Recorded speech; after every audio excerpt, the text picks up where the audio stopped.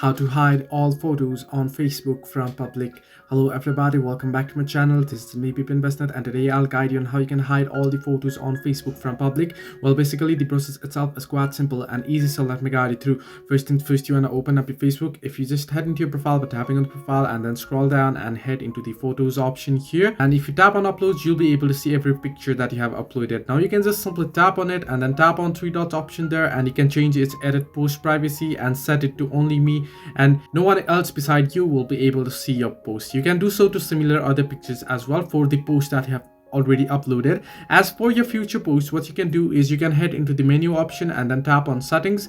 Under settings, you want to scroll down below until you find the option audience and visibility, and under it you'll find the option post. Simply select who can see your future post. Simply select it and you want to set it to only me. This way all your photos and posts that you upload in the future will be set it to only me and won't be shown to public. So this way you can hide all photos on Facebook from public.